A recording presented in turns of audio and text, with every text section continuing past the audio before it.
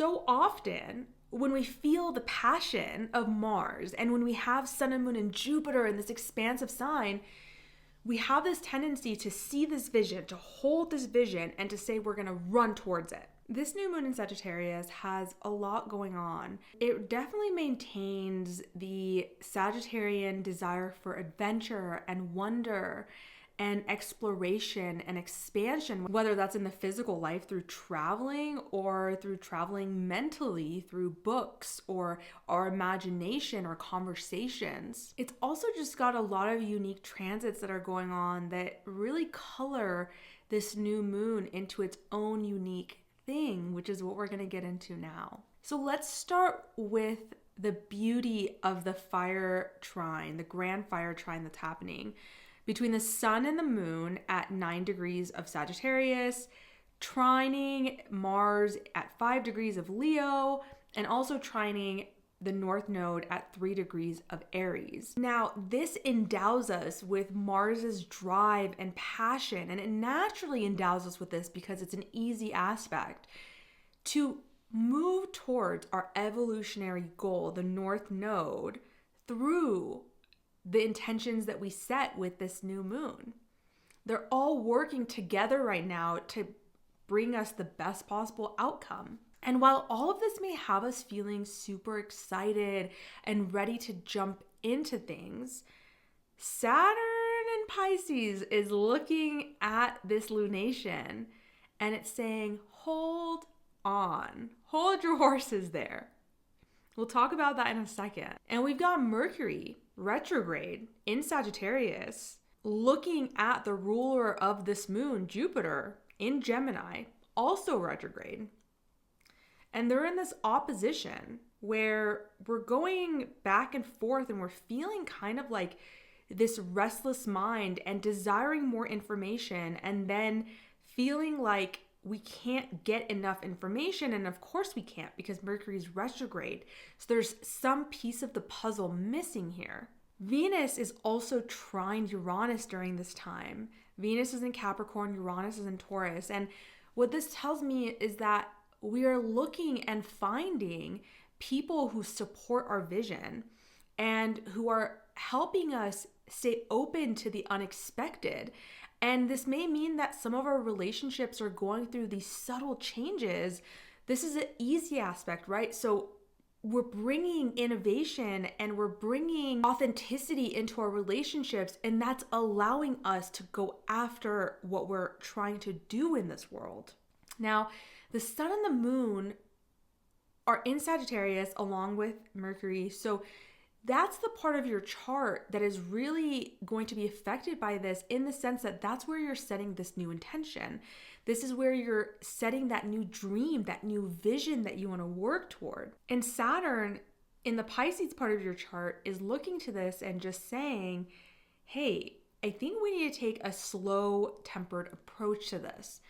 Because the thing with Sagittarius is that the energy of Sagittarius is so big, right? It just wants to like jump into things and move from one thing to the next, especially when Mercury is opposing Jupiter. It's like our minds are jumping from this idea to this idea and we're not really thinking things through. And then both Mercury and Jupiter aren't really happy where they're at, even though they have some mutual reception there, meaning they're in each other's domiciles, in each other's home signs, but still they're not super happy there. And Mercury is getting closer and closer to the sun, getting ready for the Cazimi that's happening on December 5th. So until it does that, Mercury is kind of blinded by the sun, right? And what is Mercury? Mercury is our skills. Mercury is our thoughts. It's our mind, our communication.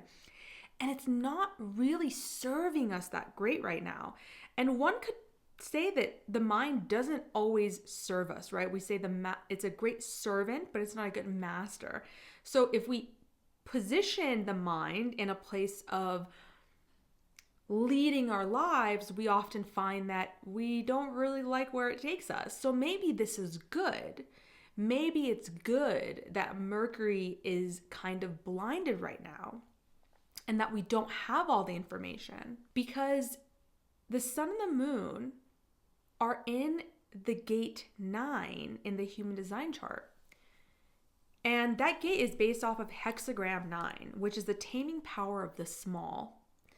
It's a hexagram that I love. I got it tattooed on me because I was so drawn to it before I even knew about human design. And a couple of years after I got the tattoo, I recognized that it was actually a big part of my chart. And that's where the sun and the moon are right now.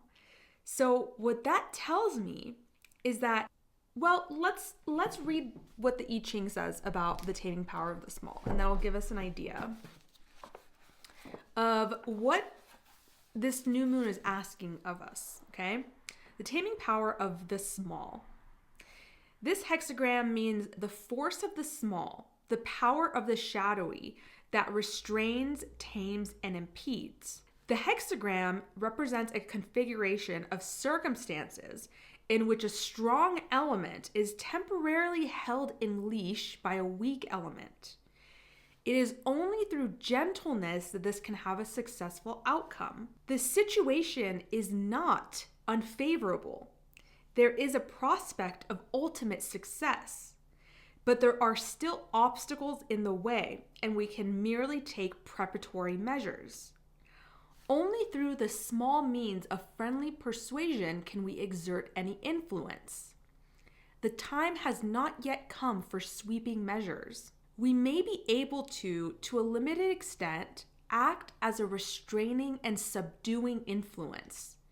To carry out our purpose, we need firm determination within and gentleness and adaptability in external relations. So that pretty much sums up what I feel the sun moon squaring Saturn is telling us. So often when we feel the passion of Mars and when we have sun and moon and Jupiter in this expansive sign, we have this tendency to see this vision, to hold this vision, and to say we're going to run towards it. But what's happening right now is we don't have all the information.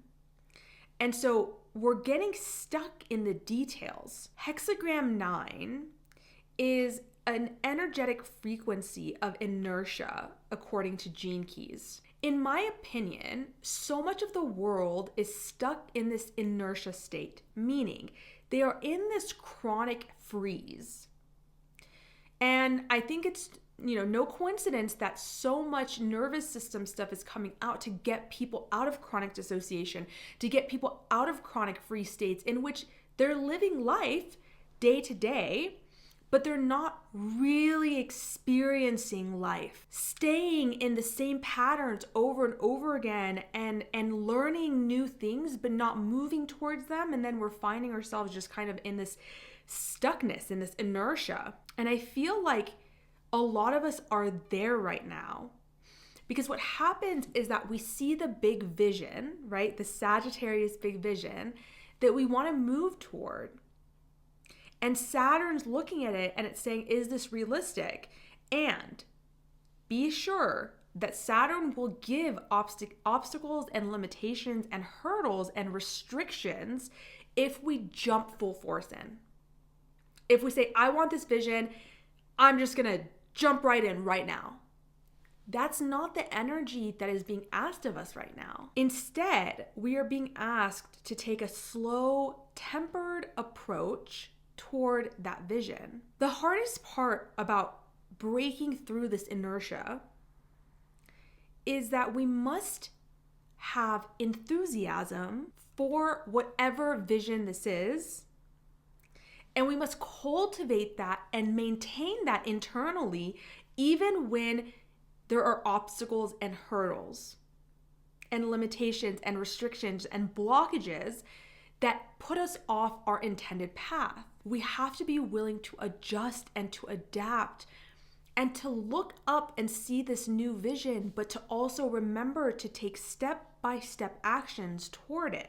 When we're in this state of inertia, it's almost like we're taking steps and then we look and we see that we just made a big circle. We didn't actually go anywhere because we are desiring to know, okay, what are the steps? What is the step-by-step I need to take to get to that vision? And Gene Key 9, Hexagram 9 says that's not the way. We don't know the way until we walk the path. When we put one foot in front of the other and we just start moving. And the amount of will that it takes to get past the inertia is big. I'm not going to lie to you. That's why so many people are stuck in that frequency. But the amazing thing is that once that initial push is done, we almost enter this rhythm, right? In which all of our daily movements kind of come together in order to point toward that goal, that new dream that we have in the Sagittarius part of our chart. And so it becomes about day to day making a decision and staying in this rhythm, right? And bringing all of that ordinariness in our lives and turning it into this mystical experience that is leading us towards our dream life. It's saying, how do we create and cultivate the daily actions, the daily routines that will get us eventually to this big picture, rather than let's just jump in right now. Because Saturn's looking to this and looking at the sustainability. What is the sustainability of this grand dream, this grand possibility that you're looking for now? I'm going to take a more measured approach to this. I'm going to get wise about how I'm going to get there. But that doesn't mean that I need to know all of the details, right? Like I said, getting bogged down in details right now is a surefire way to keep us in that state of inertia, to keep us from doing anything different in our lives. Our mind likes to tell us we need all of the information. I'm telling you right now, you don't have it. Can you still work and walk towards a bigger dream? You don't know how you're going to get there. You just don't. What can you do right now? And I think for a lot of people, even though this is a new moon, I think that this dream is not completely brand new.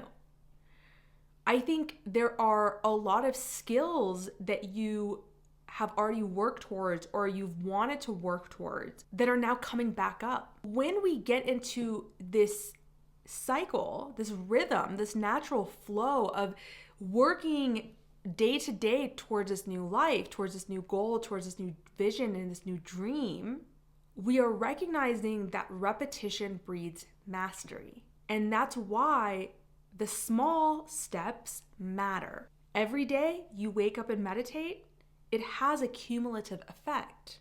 This new moon feels like we are really beginning on an internal journey.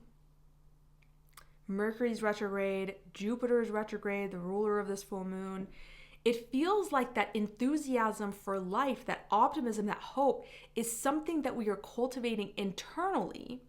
And externally, we are focusing on the small steps we need to take in order to get there, remaining open and adaptable to any changes that need to happen because we understand that we create the path as we walk it. Here are some pieces of advice, some practical advice for you guys, okay? Number one, have fun, keep it light. Saturn can make things feel really serious. And I love Saturn. We need that energy, right? To actually get things going and bring our vision into reality. And yet, there is such a playful vibe right now that if we can tap into that playfulness and that fun, then when those blockages and limitations and restrictions inevitably come, we are moving from a place of joy and enthusiasm and we can say, yeah, that's okay. Number two is to take small steps, step by step. We don't need to have the whole thing planned out right now. Number three, be willing to adjust and adapt. Number four, acknowledge the optimism of Jupiter and listen to the wisdom of Saturn. You've been here before. Saturn has been at this point before. Jupiter is retrograding to the same place that it was in mid-August. You've been here before. You are reigniting something, and you are doing it in a much more tempered way. When we are moving towards something that our heart deeply desires, we gain the energy and vitality that is necessary in order to push through the blockages. So let me know how this resonates for you guys down below. What is going on in your life? What area of your chart is Sagittarius in? Where are you planting this new seed, this new intention? What new dream are you dreaming up? And I will see you guys soon when we talk about the Mercury retrograde and the new moon, depending on what sun, moon, or rising you have and where it falls in your chart. I'll give you some ideas, maybe inspire some thoughts for you and how to best move forward. I'll see you guys then.